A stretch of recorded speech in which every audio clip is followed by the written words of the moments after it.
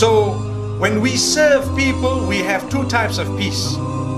One is the inner peace, and one is the outer peace. Sometimes you do have haters, and you know nowadays the haters increase because of lack of education. I spoke about it this morning at a different venue, where I said many people dislike others because of lack of education. They don't know that we are sometimes different, diversity, what was mentioned by Doctor. Allah has created us different sizes, different nationalities, different races, different tribes, not so that we can use that to start hating each other, but only so that we can recognize each other and we have something interesting to live by and to live for and to learn from. Because if every one of us had to look the same, it is possible for Allah to do that. It was always possible for Him to make entire creation, or should I say all of mankind, looking exactly the same. But that would become so boring, because each one of us would not go by name, we would go by a number. Take a look at Toyota. When they make 13 million Corollas, how do you distinguish them? By the number plate, subhanallah. By the number plate. So we'd all have little plates, and we'd say 31, man would get up. 32, another man would get up. 35, a lady would get up. How boring. The reason that Allah has created us looking different, different colors, races, parts of the globe and so on, to create diversity, لِتَعَارَفُوا, in order that we would know one another. Recognize people, appreciate the differences. There are some well-built people in West Africa, for example. And there are some people who might look a little bit smaller in stature, but they have a mind of a genius.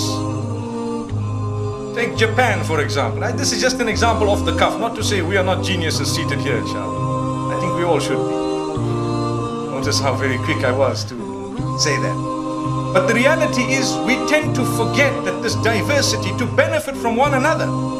If Japan did not exist, I think, and I stand to be corrected, but we would be somehow slightly more backward, perhaps in technology, maybe. Because a lot of what is connected to advancement today comes from Japan or Korea or somewhere down that side. Sri Lanka is not so far, remember that. So we need to know this and understand and appreciate what we have been blessed with. Some people are blessed with physical strength, and some people are blessed with mental strength. Some people have both. Some people have spirituality within them. If you take a look at the prophets of Allah subhanahu wa ta'ala, one day I was asked a question, where were they based? I said there was no base for them. There was no specific base to say the prophets were based here, all of them.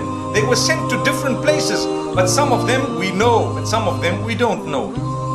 And Allah subhanahu wa ta'ala says this in the Quran as well, that we have sent so many messengers, some of them we have related to you and others we did not talk about, but there are so many. And Allah says all the nations we sent to them messengers and people to remind them. So the person asking me a question said, well, why is it that all those that are mentioned were somewhere near the Middle East? And this was a young boy who asked me the question. What answer am I supposed to give? So I just said to him, you know, the Middle East is like the middle of the globe. When things beam, you know, beams everywhere. You have the airlines of the globe. The best connections are those from the Middle East, because they're just in the center. Whether you want to go to the east or the west, you can actually use the center and then go elsewhere. And he looked at me and he smiled. He said, that makes sense. I said, but that's not the proper answer. Allahu Akbar. But the point I'm raising here today is, when Allah has placed someone in a strategic position, they need to realize their value and of what service have they been to those around them. Today we have the Sri Lankan Majlis, mashallah, and we have gathered here for this beautiful symposium in large numbers. And what I'd like to highlight to you is, you are known across the globe. Do you know that? Not just in one or two countries. I heard moments ago that, you know, it is known even in Sri Lanka. No, across the globe, there are pockets of people who know the work of the Majlis. SLMQ. In my hometown, there are some who know the work. And they know what's happening. Why? They have had some form form of interaction, something